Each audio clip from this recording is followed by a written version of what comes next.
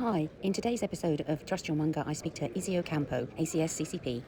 Now, what those letters mean is American Cheese Society Chartered Cheese Professional. That is a big deal. The exam is extensive and it covers a body of knowledge that the cheesemaker has to demonstrate competency in. I've seen some of the material and it is vast. When you go to the counter and you ask for a cheese that they don't carry, she's able to recommend an alternative for you from the same region or from the same animal or in the same style or from the same maker. I was lucky enough to spend the day with her and she showed me around New York City. Here she speaks about how she got into cheese and her hopes for the future. Please note this video does contain some language some users may find offensive. No. So you're a CCP, yes? Yeah, I'm a ACS CCP. Got it in 2022. A lot of work, a lot of mental energy, a lot of tears, but affirmations help. I've seen some of the reading material because it briefly crossed my mind, I'm learning that the business is very monger orientated. I'm not a monger, I'm never going to be a monger, but if I understood some of the work that you have to put in to get that, and I looked at it and I'm like, hard no. No, yeah, that's where my mixed feelings come in, because I understand, like, there are some points, like with Hannah, she made a point about, why do I need something that I already know I'm good at? I don't need this validation. On the other side of it, I know that for some people, they want to see it as like another stepping stone or a challenge to themselves, that yes, I know I can do this, and like they want something tangible to prove that they can do this.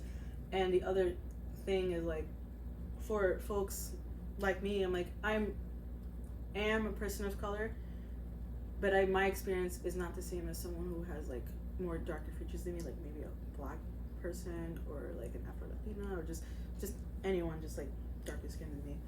It's like to help give us that extra level of like attention, I guess you say, or like just notoriety. It's just, it is helpful so that when someone sees us or hears of us, they see that, like, ooh. So it helps wrangle in some people. So I've realized over time that it's a case by case basis for someone and how important it is that person. Because it's like, do you want to go to college? Do you not want to go to college? Do you want to go to a trade school? Do you not? Like, everyone's path is different. What's right for you may not be right for them. I wanted to do this because I just felt like I needed to, and that's the only thing I could just think of. And I'm glad that I did it, because it's like, yeah, fuck you, I did this. And there's cheese in every day. Yeah, and like, I'm a person that I realize I am a forever student, and I will always love to sit down and fucking learn. And it's like, anything that feels like it's a school setting or a classroom setting, that's why I was like down to just study and just read all that and take that test. But yeah, it's like, it was such a crazy pivot to just, because I went to college for political science because I thought, I'm going to work in a nonprofit, I'm going to do political work with some politicians and blah blah blah. And I tried really hard. I did the right thing, go to college, try internships. I couldn't get any because being a child of immigrants, there are certain things I was just not afforded the opportunity to go, because there was always not a price tag, but like, if I do this, I have no money coming in, like unpaid internships or unpaid work. So what I had to do was like do work study, which is like I get employment through the school, but I get paid. And I try to do like collegiate activities. I try to be I was a vice president for a student club. Before that, I was part of the student council. So, because I was trying to get in that experience before I leave college, before I graduate college, to be like, if I do this and this, so it can look good on my resume, then I could do that. That never happened. I was pretty disillusioned for like a few years. And then cheese kind of just was offered to me. Did it happen to you? Cheese happened to me. Yeah. I realized also in all my journaling and all of my self-reflection that like, I hate that I write something down and then I put it away because I have to look for it. But whatever comes through my mind, I have to like just write it out, which is how I'm able to write all those heartfelt things that people kind of see on my Instagram. Because it's not only for me, but I want to share it because I'm hoping that someone that needs to hear it or see it, it gets to them, because you can fucking do it. It makes me smile every time. It really does. Thank you. But like, I wrote that, like, I've kind of realized that for some, and this is me just speaking to the people that felt like they got chosen by cheese, and that's the thing. I'm like, I feel like cheese chose us. We didn't choose cheese because it kind of just, we didn't seek it out. It just was like, hey, have you thought about this? No. So it was like 2018, the beginning of 2018, probably like January or February, because I was just a cashier. I graduated in college. It took me 6.5 years to graduate in college because I was dealing with depression, because I was feeling inadequate for a very long time, and I was going through a journey of like self-love and like overcoming that feeling of inadequacy. It's very rough. It took a long time. And that's why I support everyone around me really hard, because it comes from the heart, and it's not for shits and giggles. I'm not doing it to get your attention. It's because I want to make sure that you get the support that you deserve. That's why I shout you out, or shout other people out. And that's why I always appreciate when people like tell me like, wow, Izzie, you're so supportive. And I'm just like, thank you, I appreciate that. And I'm not looking for validation. It's just that I want, like, it's truly, I'm just there for the community. Even if I'm not there next to you, what can I do to help you out into the ether? So I was just a cashier. I was just going from job to job to job. I didn't get the internships. I didn't get the jobs that all my other peers were getting, of like working in a UN building, working for not Habitat for Humanity, but just like nonprofit organizations that deal with things on a national and international level, because that's what I wanted to do. Oh, my eyes are stinging. Sorry. No, it's fine. I think it's just a lotion. So yeah, and then I was just doing my cashier stuff because I needed a job. I had to pay rent. Fuck, living in New York City fucking sucks. You get it. It just sucks. Food is expensive. Fuck this place. Oh, thank you. So the general manager, because I used to work at Cinderella, was like, do you want to work in cheese? Like, because it was an open position for a cheese counter associate. And going back to the whole, like, I love to just learn. And just like with Mary said, because I understood exactly what she meant. It's like there's history behind everything, but there's something about cheese that was like infinite. Like you can never stop learning about it. So I asked him, give me a couple of days. I'll check out the cheese section in the store, and I'll talk to the department manager. And growing up here, I was just Boar's Head cheese, the American slices, the Kraft, the Velveeta, like all that stuff. Genoa salami that now I hate, unfortunately. But from Boar's Head. So I just did that, and then I thought about it for a couple days. It made me extremely nervous because I don't know anything about this, but I kind of want to learn it. So I finally did that. It took a couple months to finally like get in there. And then June, which is my birth month, it's always special to me, I started, and that was pretty much it. And then like a year in, I kind of realized that I kind of like cheese, but I was in weird denial about it. And this is before I realized there's an actual world of curd nerds. So I felt like I was alone. So I didn't meet the right people yet.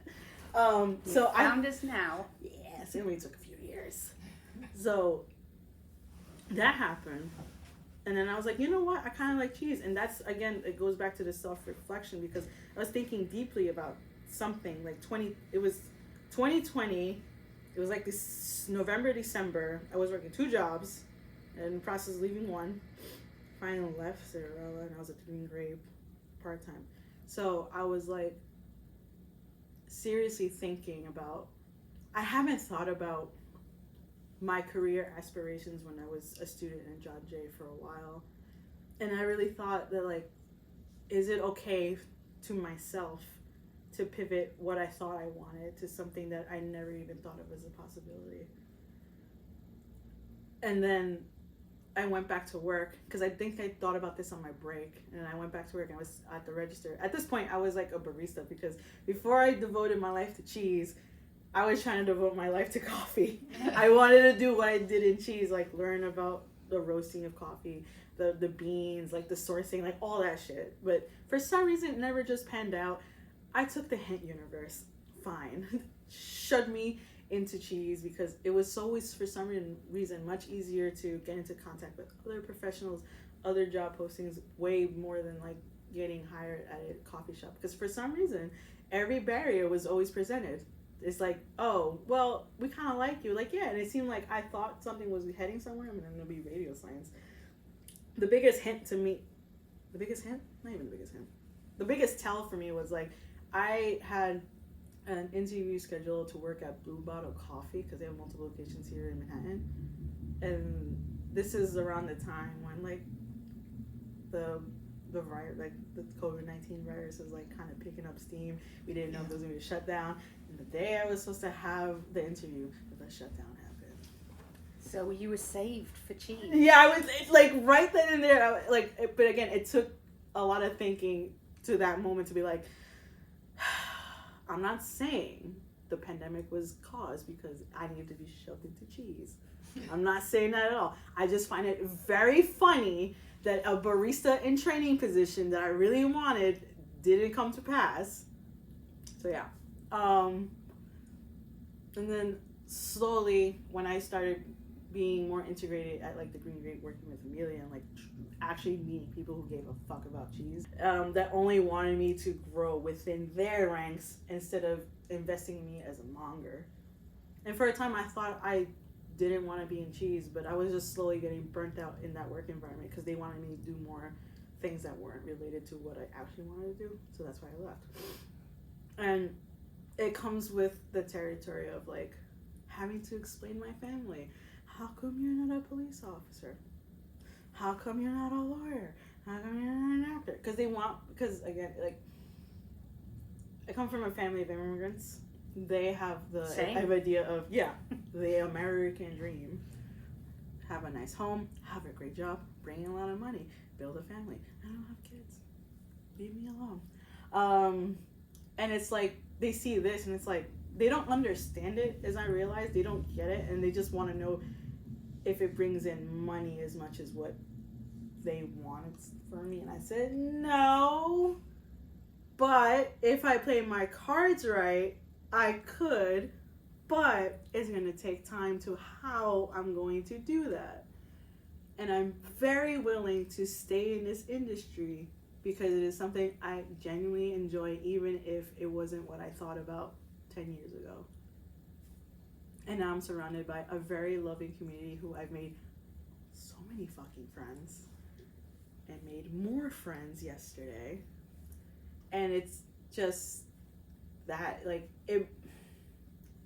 it's going to take time, but that's the only thing I could just say right now. I'm still figuring out what it is that I want to do in the industry, because I know I love to monger. I know that I love to be surrounded by cheese. Eating cheese is already given. It's already a given. But I want to make like a real career out of this, and like it is a career. Like right now, even I'm just mongering behind a counter. You have a real job. This is a career. This is a real job. I'm very passionate about it, and going back to like what we were alluding to earlier, is like I wanted to make sure that whatever it is that I try to do to create enough of a financial security net so that I can give something back to my mom and dad, even though realistically, to be honest, you don't really owe anything to your parents, but everyone's lives are very different. Everyone's reasons for doing things are different. And after a lifetime of working, they deserve rest, even if they don't realize that they deserve to just not work, even for one day. Like, it's okay. Doing this for myself, and hopefully what I do, it funnels back into the community. Thank you very much, Izzie.